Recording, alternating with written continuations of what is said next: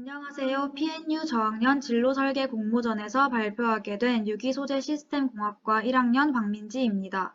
여러분은 살아가면서 생기는 불편함들에 어떻게 대처하시나요? 제가 되고 싶은 공학자는 사람들이 그저 지나칠 수도 있는 삶의 사소한 불편함을 인지하고 이를 개선할 방안을 연구하는 직업이라고 생각합니다. 이런 꿈을 가지게 된 계기에 대해서 알려드리고 싶은데요. 저는 어렸을 때부터 힘든 삶을 살아가고 있는 사람들이 좀 더 나은 삶을 살아가는데 도움을 주는 사람이 되고 싶었습니다. 이런 막연한 목표를 가지고만 있던 중에 저는 한 뉴스 기사를 읽게 됩니다. 바로 이 기사입니다. 미국의 한 10대 소년이 췌장암을 진단하는 간단한 키트를 제작했다는 기사였습니다. 이 키트의 제작이 왜 이슈가 되었냐면 이 이전에 췌장암 조기 발견율은 15%에 불과하며 60년이 넘은 고가의 검사 방법조차 30%의 암 환자를 정상으로 판별하는 등 많은 문제가 있었다고 합니다. 이 소년도 췌장암에 의해 소중한 인연을 잃게 되어 기존 췌장암 진단 방식의 문제에 대해 관심을 가지게 되었습니다. 그래서 직접 구글링을 통해 췌장암에 걸렸을 때 혈액에서 발견되는 8,000개의 단백질을 조사하고 이 질병과 직접 관련된 단백질을 찾아내어 바이오마커 검출 방법을 이용한 키트를 제작했다고 합니다. 당시 저는 깊이 있는 공부를 해야만 가치 있는 연구를 하고 성과를 낼 수 있다고 생각했습니다. 그러나 이 소녀는 열정만으로 인터넷에서 관련 자료를 찾아내었고 200개의 연구실에 메일을 보내어 199통의 거절 메일을 받는 동안 좌절하지 않고 꾸준히 시도한 결과 이런 큰 성과를 거둘 수 있었다는 사실이 저에게는 아주 인상 깊었습니다. 그리고 이 기사를 통해 애정과 열정을 가지고 임하는 나의 공부와 연구가 사람들의 삶을 더 건강하고 편리하게 살 수 있도록 도움이 되는 공학자가 되어야겠다는 결심을 할 수 있었습니다. 그렇게 정하게 된 제 꿈의 이름은 생체재료연구원입니다. 사실 명확하게 정해진 이름은 없어서 생소하다고 생각하실 수도 있는데요. 관련된 분야를 연구하시는 많은 공학자분들이 전 세계에 계십니다. 이런 생체재료 연구원은 인체 조직의 기능 형태를 재생 보완하기 위해 조직공학을 연구하거나 생체 적합 기능 소재 개발을 하는 등 인류의 건강한 삶을 위한 핵심 기술을 연구하는 직업이라고 할 수 있습니다. 워크넷과 같은 직업 소개 사이트에도 제대로 소개되어 있지 않은 직업이지만 다양한 연구원에서 바이오 소재에 대한 많은 연구를 진행 중인 만큼 주요한 산업 분야라고 생각합니다. 의약품화학공학기술 및 연구원이나 고분자 재료 연구원은 비슷한 연구 분야라고 생각하여 워크넷 사이트에 제공된 정보를 찾아봤습니다. 한국과학기술연구원의 바이오메디컬 융합연구본부와 한국생명공학연구원의 융합생물소재연구부, 한국재료연구원의 나노바이오 융합연구실 등 다양한 연구원의 바이오 소재 연구부가 있고 이런 연구원에서 연구에 참여하는 것이 저의 목표라고 할 수 있습니다. 다음으로는 저의 장점에 대해 이야기해 보려고 합니다. 첫 번째 저의 장점은 책임감입니다. 저는 내 남매 중 첫째로 태어나 동생들을 챙기고 배려하는 법과 책임감을 배울 수밖에 없었습니다. 그래서 저는 제가 맡은 역할과 일에 애정을 가지고 늘 최선을 다하는 성격인데요. 고등학교 때 제가 동아리 부장을 1년간 맡게 된 적이 있었습니다.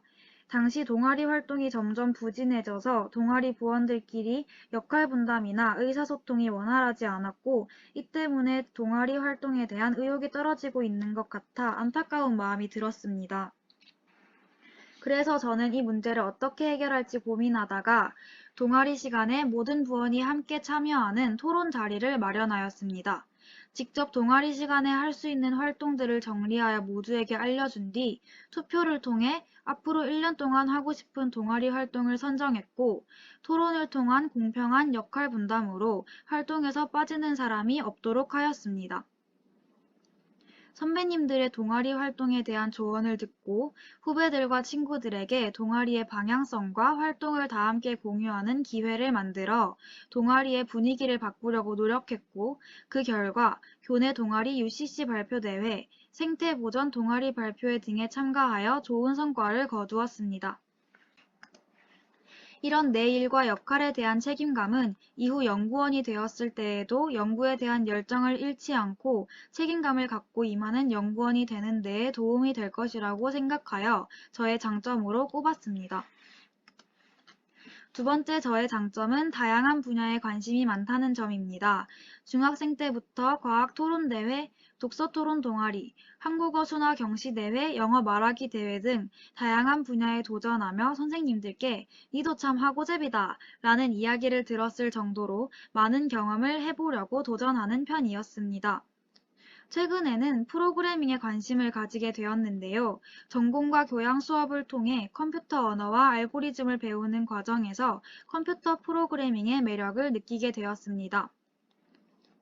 이런 열정으로 제1회 PNU SWAI 문제 해결 경진 대회에서 수상하기도 하는 성과를 거두어 여전히 전공 분야 외 많은 분야에도 도전해보고자 노력하고 있습니다.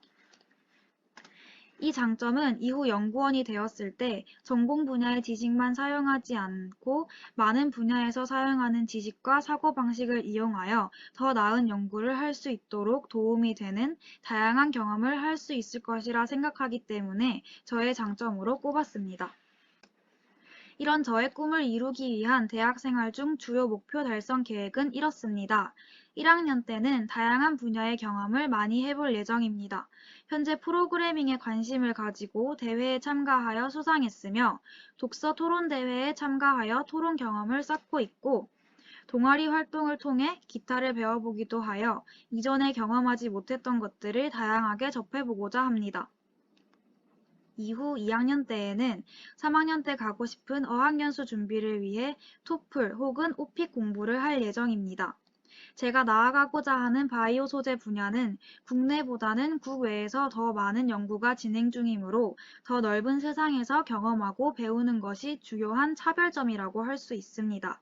따라서 3학년 때 어학연수를 통해 더 많은 것을 배우고 세계의 대학에서 하는 연구와 공부를 접해본 경험을 토대로 4학년 때 학부생 인턴십 등에 지원하여 대학원 진학을 준비하고자 합니다. 대학을 졸업하고 바로 취업을 하는 것이 일반적이라고 생각할 수 있지만 제 진로는 학부생 때 배운 것 이상의 더 많은 것을 배우고 쌓아야 연구에 참여할 수 있기 때문에 더 긴 배움의 시간이 필요할 것이라 생각합니다.